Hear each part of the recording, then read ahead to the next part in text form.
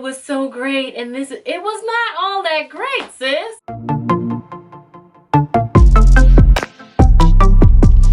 Hey Rosebuds, welcome back to the Callie Rose Show. It's Callie, and I'm so excited that you guys decided to click today. In this episode, we are talking about getting over heartbreak. I know that many of you are going through this currently. Maybe you've been in a relationship. Maybe you even got out of the relationship and there's some distance between you, but you didn't actually deal with the emotions of it. In one of my previous videos, I shared about a relationship that I had a really hard time getting over. So I don't want y'all to think that I was just wallowing in my bed all day long and crying, although there was a lot of that. I want to tell y'all what I actually did to move myself, to get myself from one place to the other. Before we jump into the video, if you're new here, don't forget to subscribe. Join the Rosebuds YouTube fam. I am so excited to connect with you, and y'all better talk to me. Talk to me, right? I want to hear y'all. I want to hear y'all experiences in the comments, and if you feel like any of these tips are useful.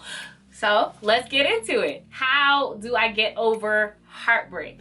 Sis, I'm gonna tell you right now, you're gonna have to go through it. You're gonna have to go through it. There's no easy way to skip past it, fast forward it. You're gonna have to go through it, and that's okay, because guess what? I've been through it, so I'm gonna tell you all my little secrets, all my little tips. But disclaimer, let me try to put my commercial voice on. The prescriptions mentioned in this video. That's definitely not an ad, but the prescriptions mentioned in this video are not guaranteed 100% to help. I shouldn't say that. I promise you that they are designed to help you, but that does not mean that it is an all-inclusive list of all the things that you can do to help you get over heartbreak. And scene. I don't know. I'll work on it. But my next, amen. I'm gonna be in a commercial one day, y'all. This is me putting it out in the atmosphere. Are you done? Anyways, let's get back on track. How can we get over heartbreak? Can I get real with you? Can I get real close to you? I know that this is a hard time, which is why I put together a list of things that you could do to help you with this very hard time of your life. First thing you're gonna wanna do, I cannot emphasize this enough. Without prayer, you are just a ship without a sail. Let me tell you something. You need to start there, sis. Because if you don't pray and ask God to heal your heart, then I promise you that your next relationship, you're going to deal with the same foolishness that you dealt with in this one. Y'all don't believe me? That's actually happened to me. Like a true story, okay? You don't want that to be you. So I challenge you, don't skip praying. Pray that God will heal your heart. He is a healer. God is a healer, and he will heal you, especially if you ask him to. Number 2, see a therapist. When I was going through my issues, I actually went to see a therapist because I felt like by myself, I was not making any headway. I was so depressed. If that option is available to you, I highly recommend seeing a therapist. A therapist will help you to kind of figure things out, navigate things, and make you realize that you're not crazy.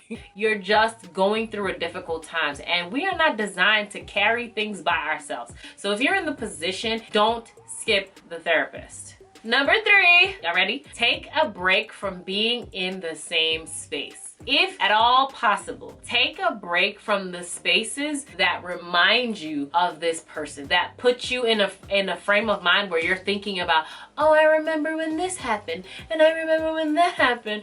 Oh, I remember when we were happy and laughing. Don't go down the rabbit hole, sis. Come on back up. I mean, and sometimes you can't go different places, like especially if you dated somebody at your job. Hopefully you didn't go to date somebody at your job. But if you did, maybe don't go to the lunchroom where you guys always used to have lunch together, right? That's an example of taking a break from that space. Number 4, we're moving through these. Number 4, by the way, these are all things that I actually did, so I'm just encouraging you with my own life. God,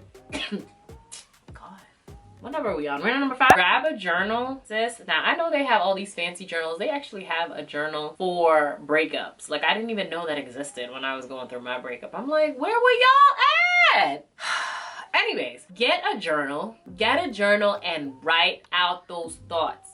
Let me tell you, it sounds simple, but that is literally what got me through on some of my worst days. When I was feeling really inadequate and really low, journaling those thoughts out really kind of made me put them on paper and kind of look at what was real and what wasn't, right? It also was a good way for me to communicate with God when I just couldn't find the words to say. Because you know, you have those days when it hurts so badly, you can't say words. So write out your feelings, write out your emotions, and you know, make the moment nice. Make the space that you do it in nice. Make sure your room is clean. Hopefully you can do that. But if you can't do all of that, just journal. Number 6, I got the tips. I got the tips because I had to go through this, okay? Cuss him out with your friends. Cuss him out, sis. No, sorry. I'm sorry. I don't know what just happened, but we're gonna reel it back in.